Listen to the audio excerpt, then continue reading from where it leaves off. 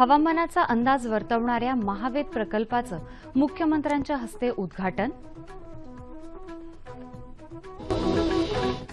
शाश्वत शेतीसाठी पाणी देण्यास शासन कटिबद्ध, जलसंपदा मंत्री गिरीश महाजन।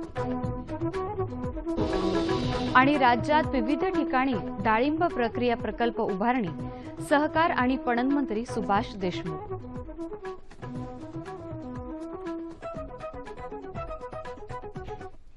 नमस्कार, कृषी वार्ता या बातमीपत्रात मी शिवांगी आपलं स्वागत करते। आता पाहूया सविस्तर वृत्त। कृषी हवामान क्षेत्रात आमूलाग्र बदल घडवणाऱ्या महावेद या राज्य शासनाच्या महत्त्वाकांक्षी प्रकल्पाचं काल नागपूर जिल्ह्यातल्या डोंगरगाव इथं मुख्यमंत्री देवेंद्र फडणवीस यांच्या हस्ते उद्घाटन झालं। या प्रकल्पाच्या माध्यमातून प्रत्येक स्वयंचलित हवामान केंद्राद्वारे तापमान, पर्जन्यमान, सापेक्ष आर्द्रता, वाऱ्याचा वेग आणि दिशा या हवामानविषयक घटकांची माहिती दर 10 मिनिटांनी उपलब्ध होईल। या माहितीचा शेतकऱ्यांना मोठा फायदा होणार आहे। सार्वजनिक खासगी भागीदारीतून बांधा, मालक व्हा, चालवा या तत्वावर हा प्रकल्प राबवण्यात येणार आहे। या प्रकल्प उभारणीकरिता राज्य शासन जागा उपलब्ध करून देणार आहे। याचा उपयोग पीक विमा योजना, कृषी हवामान सल्ला, कृषी संशोधन आणि आपत्ती व्यवस्थापनासाठी होणार आहे। या हवामान केंद्रामुळे हवामानाचा अचूक अंदाज येईल आणि शेतकऱ्यांचं पीक नुकसान टळेल असा विश्वास मुख्यमंत्र्यांनी व्यक्त केला। यावेळी कृषी मंत्री पांडुरंग फुंडकर, ऊर्जा मंत्री चंद्रशेखर बावनकुळे उपस्थित होते। राज्य शासनाने शेतकरी हा केंद्रबिंदू मानून राज्याचा अर्थसंकल्प तयार केला आहे। शाश्वत शेतीसाठी शेतकऱ्यांना पाणी देण्यास शासन कटिबद्ध आहे असं प्रतिपादन जलसंपदा मंत्री गिरीश महाजन यांनी केलं आहे। मिरदे इथे धोम बलकवडी या प्रकल्पातल्या पाणी पूजन आणि उजवा कालवामधील कामाचं महाजन यांच्या हस्ते उद्घाटन झालं, त्यावेळी ते बोलत होते। अंतिम टप्प्यातलं काम येत्या 3 ते 4 महिन्यात पूर्ण होईल। या कामासाठी निधी पूर्णपणे उपलब्ध झाला असल्याचं त्यांनी सांगितलं। शेतकऱ्यांना पीक उत्पादन वाढीसाठी पाण्याबरोबरच खताचाही पुरवठा केला जाणार आहे। शेतकऱ्यांनी ऊस पिकात ठिबक सिंचन पद्धतीचा वापर करावा असं महाजन यांनी सांगितलं। डाळिंबावरील प्रक्रियेसाठी येत्या 2 वर्षात राज्यात 10 ठिकाणी प्रक्रिया प्रकल्प उभारू असं आश्वासन राज्याचे सहकार आणि पणन मंत्री सुभाष देशमुख यांनी दिलं। सोलापूर इथं नुकतंच झालेल्या राष्ट्रीय डाळिंब परिसंवादाच्या समारोप प्रसंगी ते बोलत होते। डाळिंबाच्या दाण्यासह सालींपर्यंत सगळ्याच प्रक्रियांसाठी होणारा उपयोग लक्षात घेता प्रक्रिया उद्योग गरजेचा असून शास्त्रज्ञांनी त्यासाठी तंत्रज्ञान द्यावं असं देशमुख म्हणाले।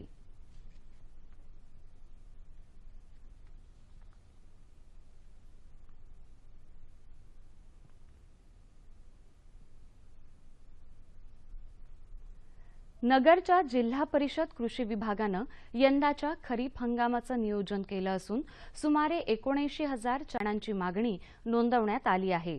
यंदा पाऊस समाधानकारक झाल्यास शेवगाव, पाथर्डी, नेवासा आणि जामखेड तालुक्यात कापसाच्या क्षेत्रात वाढ होण्याचा अंदाज कृषी विभागानं व्यक्त केला आहे।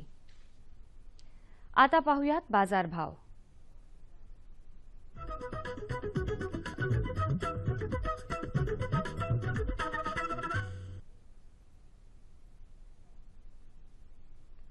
जाणून घेऊया जळगाव कृषी उत्पन्न बाजार समितीकडून प्राप्त झालेले शेतमालाचे बाजारभाव। हे भाव शेतीमालाच्या उत्पादकांसाठी आहेत। निराळा उल्लेख नसल्यास हे भाव प्रति क्विंटल आहेत। गहू 1,700, 1,600, ज्वारी 2,000, 1,850, बाजरी 1,651, 1,651, भेंडी 2,500, 1,500, वांगी 2,000, 1,500, कोबी 800, 400, डाळिंब 3,500, 1,200, आंबा 5,500, 2,500 आणि केळी 275, 150। बाजारभाव विषयक अधिक माहितीसाठी www.agmarknet.nic.in या संकेतस्थळाला भेट द्या। आता पाहूया हवामानाचा अंदाज।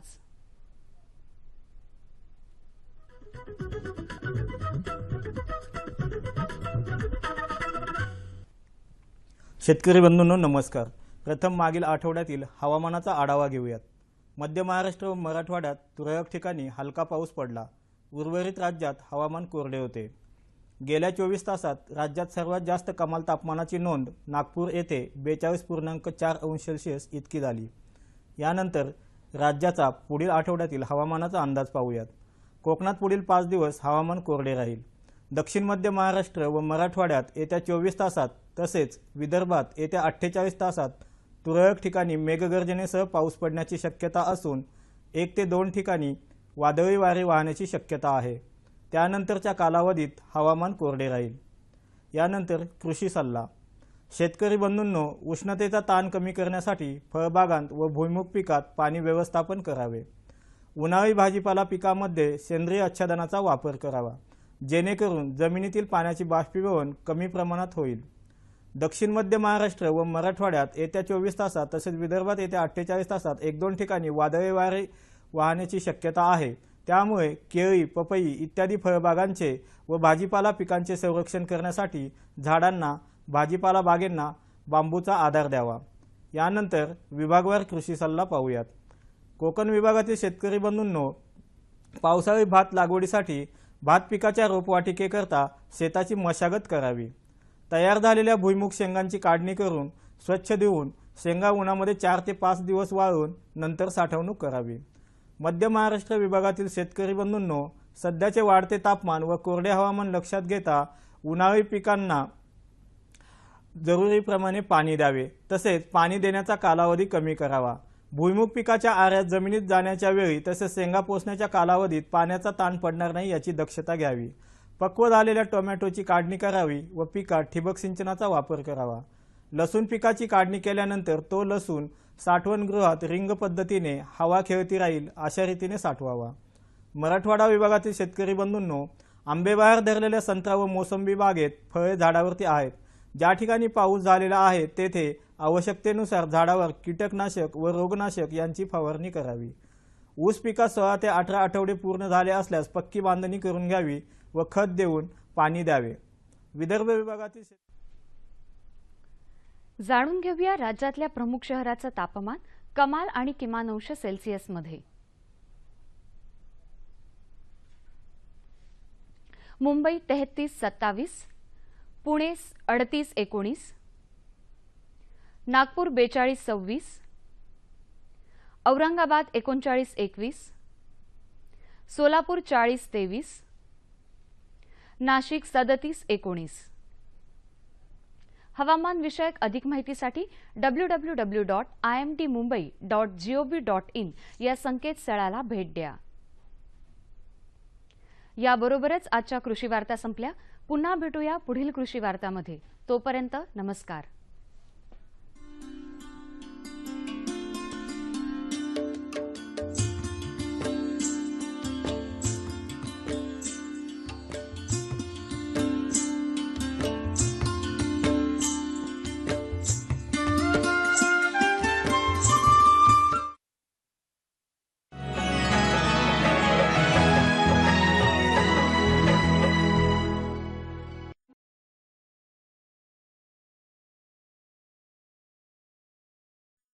नमस्कार मंडळी, कृषी दर्शन या कार्यक्रमात आपल्या सर्वांचं मनपूर्वक स्वागत। मंडळी, एकीचं बळ ही गोष्ट तुम्हा सर्वांनाच माहिती असेल, पण त्या गोष्टीचं रूपांतर करण्याची हीच ती वेळ। कारण का जेव्हा समाज एकत्र येतो आणि आपल्या विचारांची साखळी बांधून सकारात्मक परिवर्तन घडवतो तेव्हा ते नेहमीच लक्षात राहतं आणि त्याचे फायदेही खूप असतात। पण ह्याची गरज आहे देशी पशुधन टिकवण्यासाठी। कारण का शेळी, गाय, म्हैस ह्या अशा पशूंकडून आपल्याला अनेक खाद्यपदार्थ, अनेक गोष्टी मिळत असतात आणि त्याच्यावरती माणसाचं आयुष्य अवलंबून असतं।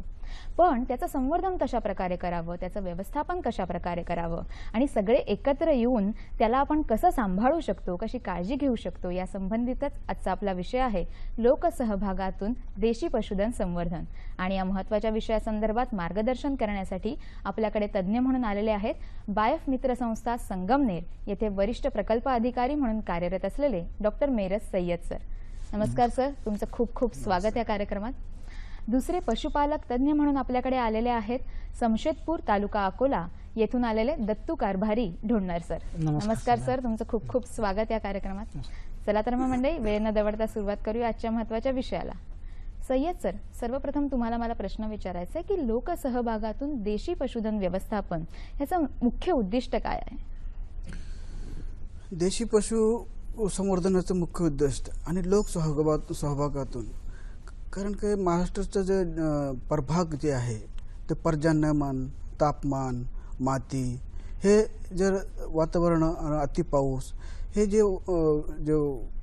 असतं तर त्या ठिकाणी त्या जातीचं संवर्धन त्या ठिकाणीच्या लोकांच्या सोबत करणं गरजेचं आहे. कारण की त्याच्या संवर्धनाचं जे माहिती असतो ते लोकांना जास्त त्याचे ज्ञान असतो आणि ते जे जात आहे त्या ठिकाणी त्यांच्या जे राहण्याचं जे व्यवस्था आणि त्या ठिकाणी त्या वातावरणात टिकणारी त्यांच्या त्या जातीमध्ये त्याचे वैशिष्ट्य असतात. बरोबर. पण मग सर, हे जे लोकसहभाग हा जो कार्यक्रम आहे किंवा ही राबवण्याची पद्धत काय आहे या कार्यक्रमाची?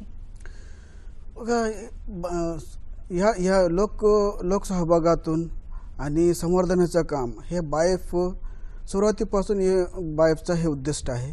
आणि बायफची जी स्थापना झाली 1967 मध्ये डॉक्टर माणिबाई देसाईने उर्ली कांचन पुणे येथे त्याची स्थापना केली.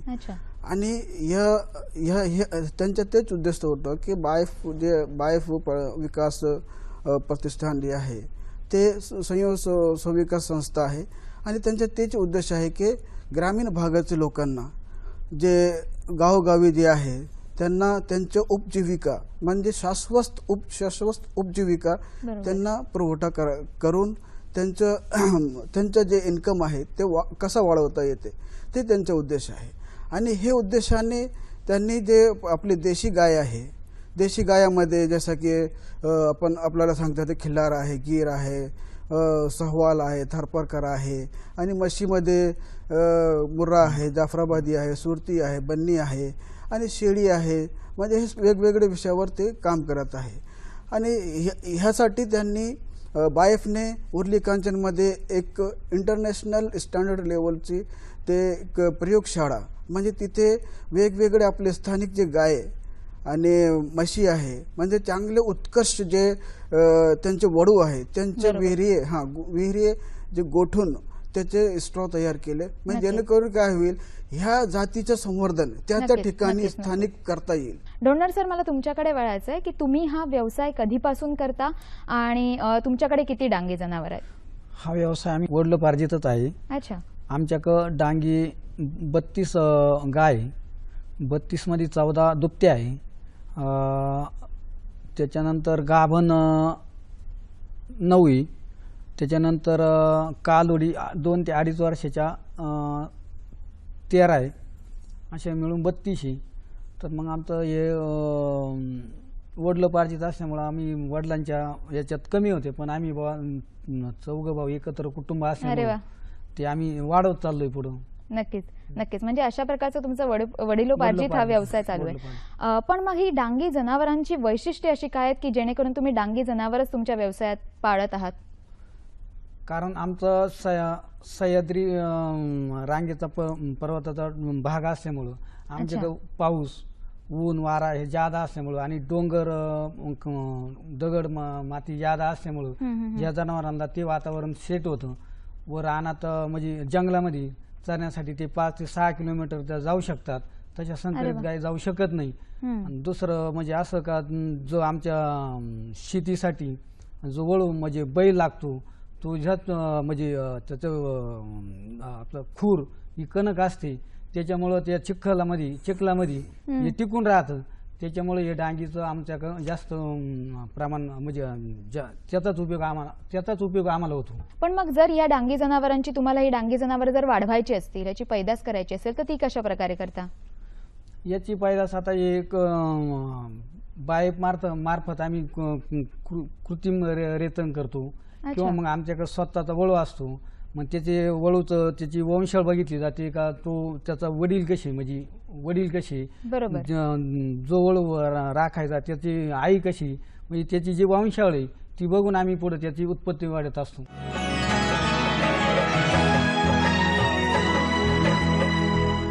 आता या दूध दुभते प्राणी आहेत, दूध दुभते पशु आहेत, तर मग ह्यांची तुम्ही दुधाची क्षमता कशा प्रकारे ठरवता ते आम्हाला सांगू शकता का? हा म्हणजे जी गावठी जी डांगी गाय असते जी म्हणजे जणल्यानंतर 3 ते 3.5 महिने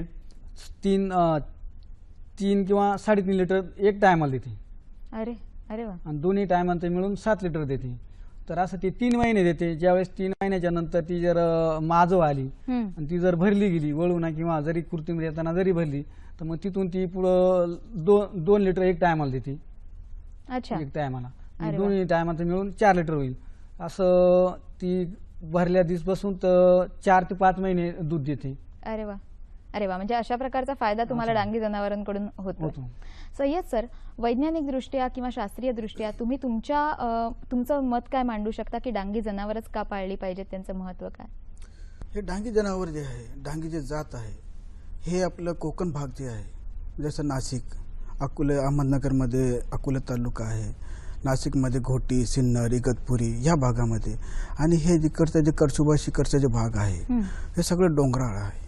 म्हणजे सगळे ते डोंगर भाग आहे. तिकडे ना अति पाऊस होतो आणि गार वारा असतो, आणि तिकडे जास्तीत जास्त जे डोंगर भागमध्ये जे खाचे असतात त्या खाच्यामध्ये भात शेती केली जाते, आणि हे सगळ्यांना उपयोगी. म्हणजे त्या वातावरणात अति पावसात ते भात शेतीमध्ये जे चिखल मळणी करतात त्या शेतीमध्ये ते डांगी जनावर काम करतात.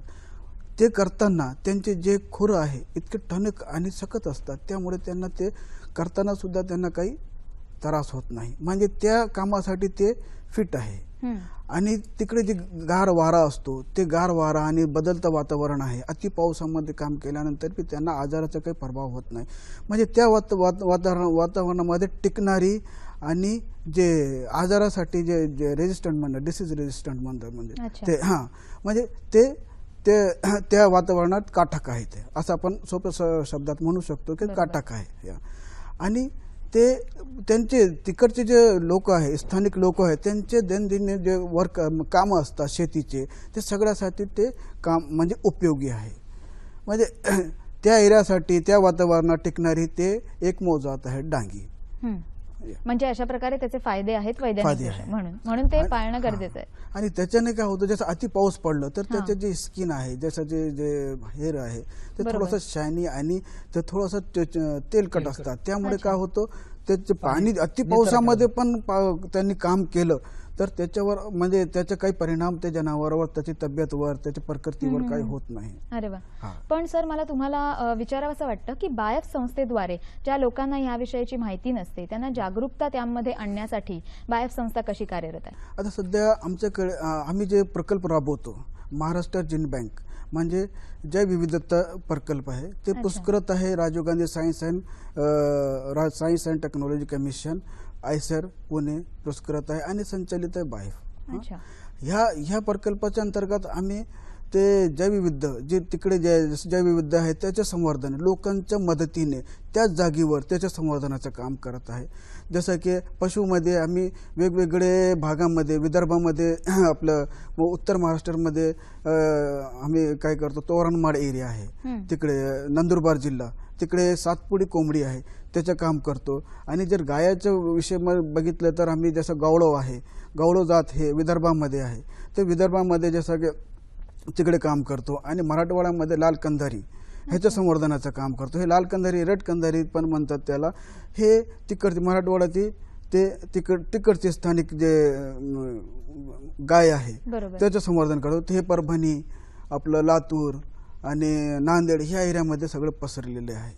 तर हे सगळ्यांचं आपण ते संवर्धन करतो. आता ह्याची पद्धत म्हणजे काय, आम्ही काय करतो, लोकांची जे स्थानिक जागावर जे जात आहे ते स्थानिक लोकांसोबत बसून त्यांचे ज्ञान घेतो, त्याची माहिती घेतो, आणि माहिती घेऊन त्यांचं जे ज्ञान आहे त्यांचं ते पशुच्या संवर्धनासाठी ते आपण वापरतो.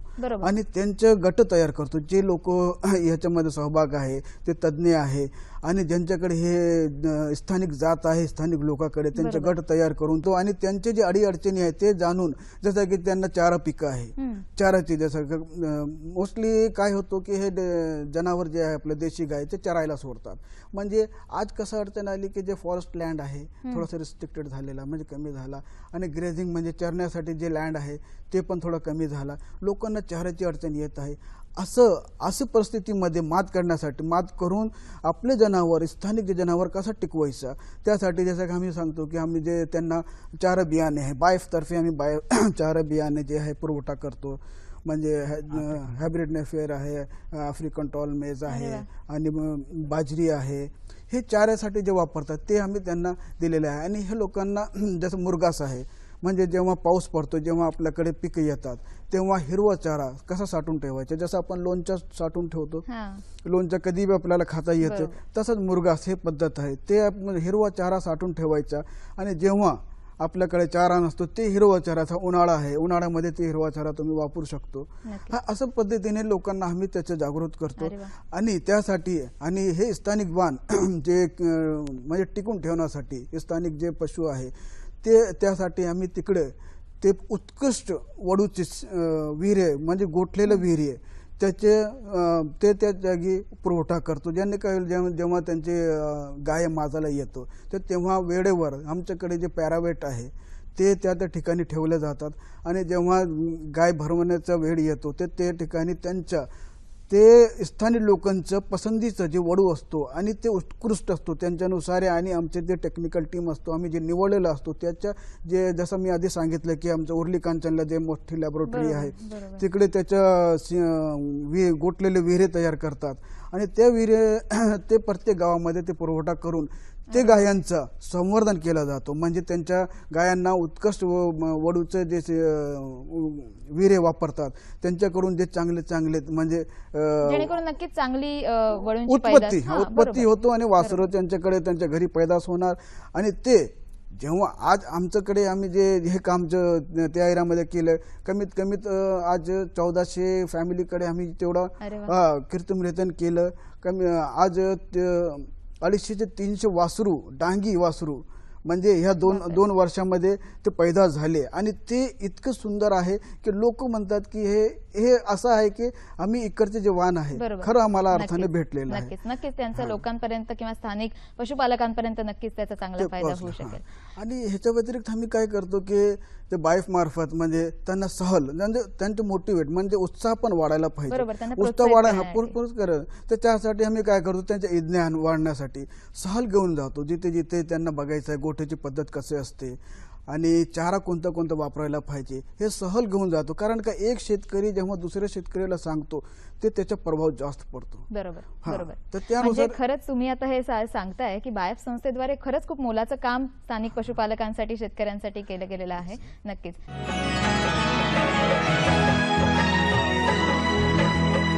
सर, मला तुम्हाला विचारायचंय, आपण डांगी जनावरांचे वैशिष्ट्य, गुणधर्म एवढे बघितले, पण डांगी जनावर जर ओळखायचं असेल तर ते कशा प्रकारे ओळखायचं? डांगी जनावराचं असं असतं कपल रुंद असतं. अच्छा. त्याचं म्हणजे बेंबट, आम्ही बेंबट म्हणतो, त्याची कमीत कमी अर्धा फूट लांबी असते. त्याच्या पाठीवरून पूर्ण पट्टा असतो, पूर्ण पट्टा. त्याची शेप काळी असते, त्याच्यात काही पांढरे आणि काळे असे जे टिपके असतात. त्याची खूर जी काळी असते, काळी जे खूर असते ते त्याचे एक वैशिष्ट्य आहे ओळखायचं की डांगीचं खूर आहे म्हणून. परत त्याच्या शिंगाचं अंतर कमीत कमी मध्ये 1 फूट पाहिजे दोन्ही शिंगांच्या मध्ये. अरे वा, म्हणजे अशा प्रकारे आपण डांगी जनावर ओळखू शकतो. ढोणकर सर, मगाशी तुम्ही उल्लेख केलेला चॅम्पियन वळू, तर हे चॅम्पियन वळू कशा प्रकारे आपण घडवू शकतो त्याबाबत काय सांगाल? चॅम्पियनचं असं असतं का ज्यावेळेस आपल्याकडं म्हणजे तसं काय आता आमच्या सारख्या 10 ते 15 गाई एका महिन्यात जणू शकतात. मग त्याच्यातून जे आपल्याला माहिती म्हणजे ज्यावेळेस जे वासरू असतं ते बघितलं जातं की हे चॅम्पियन म्हणजे पुढं चालल चॅम्पियन जो आहे का नाही त्याची आम्ही निकष लावतो. त्याची शेपट म्हणजे शेप काळी आहे का, त्याचा पाठीव काळा पट्टा आहे का, त्याचं म्हणजे जे आपण कपाळ म्हणतो बाशिंग, ते बाशिंग कम्प्लीट आहे का, त्याचे जे तोंड आहे ते तोंडाचं बरोबर ते माप आहे का, या सगळ्या बॅमटाचं सगळ्या म्हणजे जे आपण त्याच्या कॅटेगरी म्हणजे जे गुण पाहिजे आपल्याला ते सगळे गुण असे ज्या वासरात आम्हाला आढळून येतील तेच वासरू आम्ही त्या गायला पूर्ण पाहतो.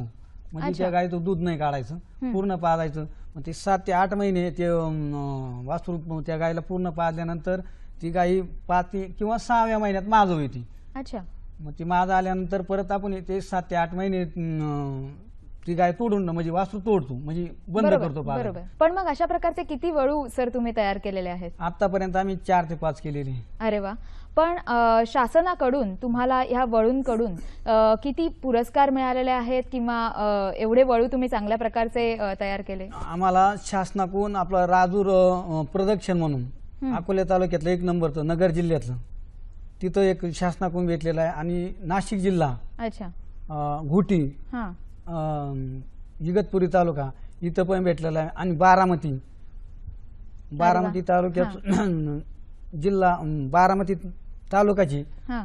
तिथं पण भेटलेले. बरोबर. अरे वा. एवढे चांगले पुरस्कार तुम्हाला या वळूंकडून मिळालेले आहेत, कारण का तुम्ही त्याच्यामध्ये मेहनत टाकलेली आहे. तुम्ही आता जाता जाता थोडक्यात आपल्या प्रेक्षकांना, शेतकरी मित्रांना, जे पशुपालकांना काय संदेश देऊ शकता? एक संदेश असा आहे की सगळ्यांना विनंती म्हणजे जेवढे आपले देशातले जे काही पशुपालक आहे आणि जे आपले देशातली जे जात आहे त्यांना खरोखर त्यांचे संवर्धन करायला पाहिजे.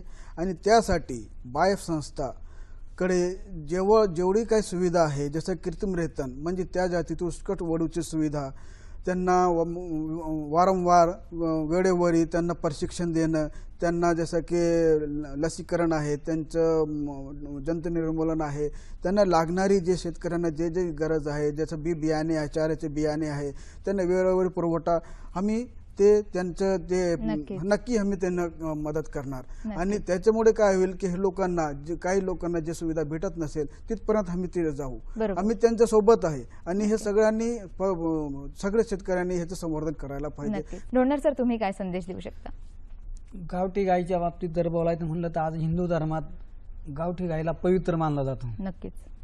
कारण तिचं दूध, गोमूत्र हे सगळं ते असल्यामुळं तिला पवित्र मानलं जातं. त्याच्यामुळं सर्व जेवढे म्हणजे आपल्या शेतीमध्ये पण त्याचा उपयोग होऊ शकतो. शेतीमध्ये तो होतोच, पण इतर आपल्या त्याच्यात उपयोग होतो. प्रत्येकानं जरी गावठी गायचं ते संगोपन केलं तर चांगलंच होईल, असं आमची पूर्ण इच्छा आहे. प्रेक्षक हो, भारतातील हे पारंपरिक देशी पशुधन टिकवण्याची काळाची गरज आहे. कारण का जरी भले आधुनिक यांत्रिक युग आपल्याकडे आलं असलं तरी माणसाचं आयुष्य आणि आरोग्य हे या देशी पशुधनातून मिळणाऱ्या गोष्टींवरतीच अवलंबून आहे. जर लोकसहभागातून समाज एकत्र आला तर या देशी पशुधनाला टिकवण्यासाठी, जतन करण्यासाठी काहीच वेळ लागणार नाही आणि त्याचं संवर्धन आपण आपल्या पुढच्या पिढीसाठी करू शकतो. जर लोकसहभागातून हा विकास तुम्ही घडवलात तर तुमच्या सोबतच, तुमच्या पिढीसोबतच गावाचा आर्थिक आणि सामाजिक विकास घडून यायला काहीच वावगं ठरणार नाही, कुठेच अडचण येणार नाही. सय्यद सर आणि ढोणर सर, तुम्ही इकडे येऊन एवढं महत्त्वपूर्ण मार्गदर्शन दिल्याबद्दल मी सह्याद्री वाहिनीतर्फे तुमचे आभार मानते.